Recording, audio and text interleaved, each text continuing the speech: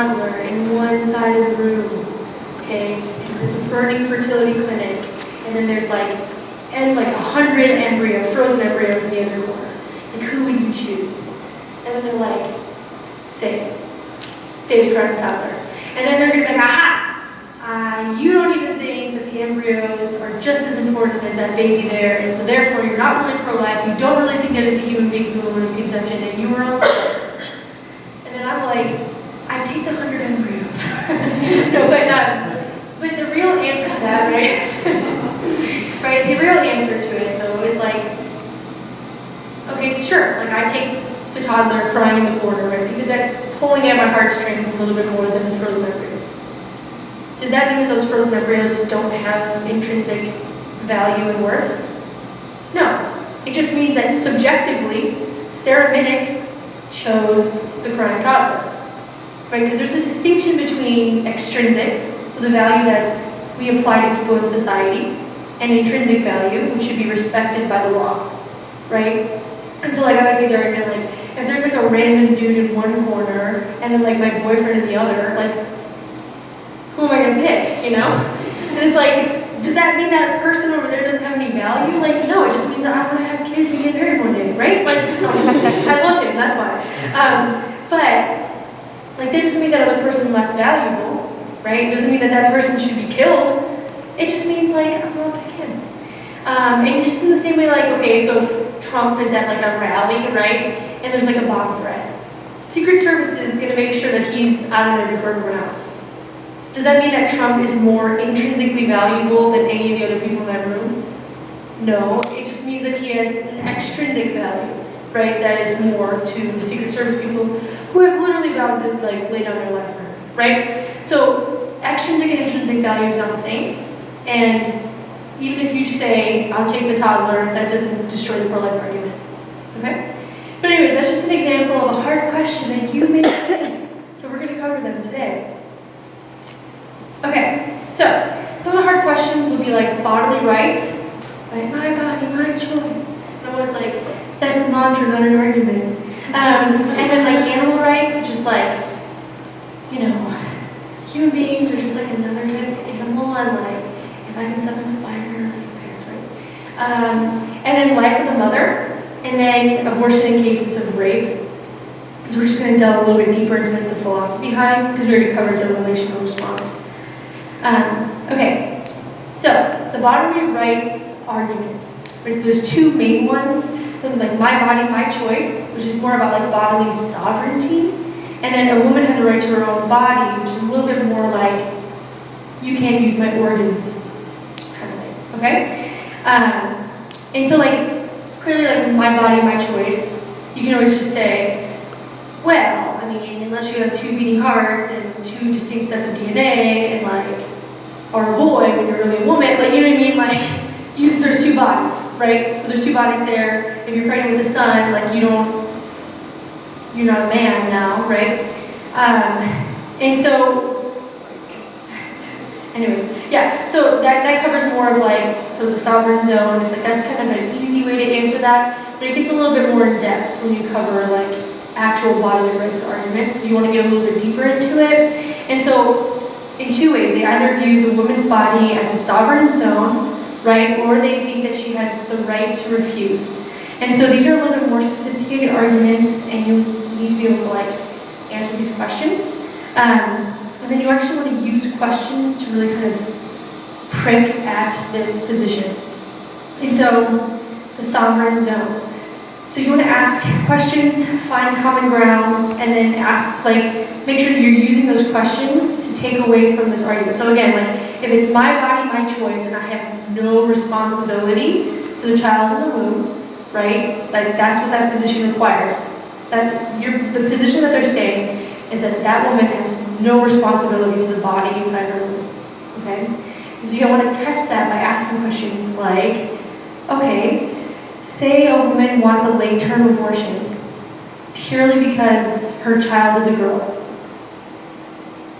I mean, if you believe in my body, my choice, then you have to be able to defend that position. That woman can do anything she wants to that baby in her womb as long as it's in her body. And that's that argument. right? You have to see it out to its logical end.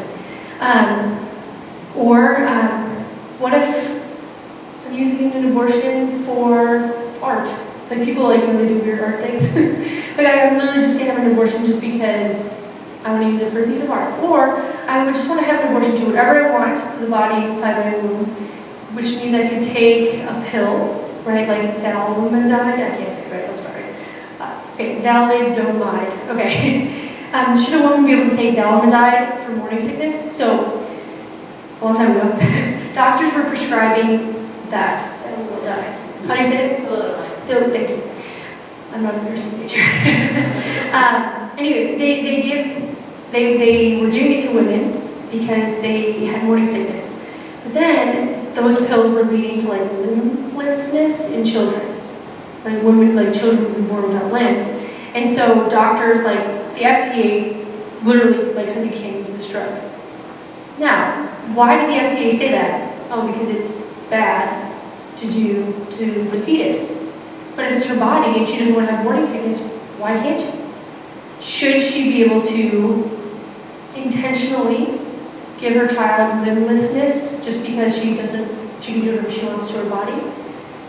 And this actually did happen. A woman was like, her doctors wanted her to have a C-section. Like her children were dying in her womb. And she's like, no, I want a scar. And so she literally like didn't listen to the doctors were begging her. She went outside, had a cigarette, did whatever she wanted, came back inside. They finally did the C-section. One of her children were already dead, and the other child was born with a cocaine addiction. That woman was charged with first-degree murder because she was doing whatever she wanted to her body, but it affected the children in her womb. And so if you're going to see this argument out to its logical end, there's nothing wrong with what that woman did. And there's nothing wrong with a woman intentionally ending the innocent life of a human being for any reason. As long as it's inside my body, I do what I want. Which is crazy. But yeah, so the next one is like the right to refuse. So have you guys ever heard someone say to you, well, if I don't have to like donate my organs to another human being, then like I shouldn't have to donate my body to a baby inside my womb. Right now, there's like clearly a million different issues with that. The main one, like this one with organ donation, like you can't force me to sign organ donation, like on my driver's license, so you can't force me to like keep my child in my womb. And this is kind of based on the right to refuse, which is the Thompson's violinist argument. So have you guys ever heard of this argument before? Okay, yeah. Do not like this argument. But it actually is a good point, right? So say the pro-life position is right. Say it's a human being who's equal, right, and has the right to life. Okay, sure, we'll take that pro-life position. Now say two equal human beings who both have the equal right to life are, one is very sick, a professional violinist is very sick, he has kidney disease, right, and you wake up after you were kidnapped in the middle of the night, and you are now plugged in to the violinist against your will. You were forced there by some like crazy cult of violinist fans. Okay? Now this is the violinist argument, right? So should you have to stay there in order to save the life of that person? You were kidnapped, beaten over the head, taken there, and then you wake up next to this person. Wow. And so she says, okay, well no, like that violinist doesn't have a right to my body. He doesn't have a right to use my resources. And so I can suspend my bodily, use for that human being, unplug myself and walk away. That is the same as an abortion. And that's the Thompson's violinist argument. And this is also like something that preppy kids at pretentious schools, this is the argument they give you. It's like, you're a philosophy major, aren't you? But so there's a lot of issues with this argument. One is like most pregnancies are not just like you were beaten over the head and all of a sudden like, oh my gosh, I'm pregnant. How did this happen? Right? Like we know that like sex leads to the creation of a human being. And so most time, like there's a consensual act that led to the creation of a human being. So you're clearly responsible to that child in the womb. But I just recently heard this really great argument, which is that parents don't just have no responsibility to their children, right? So like, if I'm a mom, right, and I just don't feed my children, right, like I can literally be put in prison for neglect, right? Because I actually have not only a moral responsibility to my children, but a legal responsibility to my children. Okay, so there's that one case, like, so the violinist who's a random person isn't the same as your child who you created consensually, right? And then, but outside of that, right, because you'll hear, well, what about rape? Right, well, there's a difference between me unplugging myself from the violinist and me stabbing the violinist. Big difference, right? And the major difference is that one is, okay, I'm not letting you use my body, right? Because I was literally kidnapped. This is an unnatural circumstance, right, that I didn't create. But if you're pregnant, which is a natural biological process, not like me, my kidneys being hooked up to another random person, that's abnormal, not natural. Then, and an abortion is a deliberate destruction of human life, right? Then it's not the same as unplugging. It's like stabbing the violinist, right? So it's an intentional act. And so again, this argument, like, if you're going to have an analogy, it has to be analogous enough to justify whatever you're trying to justify. And that analogy just falls short, it doesn't work. And like we always say too, like, one thing that's really interesting, right, there's a major difference between my kidneys and my uterus, right? Like, my uterus does two things, which means that it's literally meant for another human being to grow and develop in. Like, that's the whole purpose of my uterus, right? To gestate and menstruate, or menstruate and gestate. Like, every month, my body is getting ready to develop a human being in my body, right? Like, that's the point of the uterus. So there's a distinction, right, between someone using my kidneys and someone developing inside my womb, which is what that organ is meant for. Okay? And so that's another reason why it doesn't really work. But we also really, really like the Up analogy. So have you ever seen the Up movie? So cute, oh my gosh, like, so next year, me and my boyfriend are going to be the Up couple. It's happening. He doesn't know, but it's fine. But so it's always good to, like, whenever you're going to do a thought experiment, just be like, I have a funny thought experiment for you. And it's just like, okay, if you're going to throw me with baby Hitler, like, I can do thought experiments on YouTube. But like, okay, so this dude, like, he's on his property, right? Like, and he, like, decides to, like, leave. And he's taking his house up, right? And he finds this, like, really annoying Boy Scout who he doesn't like in the first place. And the kid is on his property. And he's trying to get away from civilization. Like, what the heck? You know? Like, he did everything he needed to do. And now he's stuck with this person. Now, like, can he throw him overboard? No.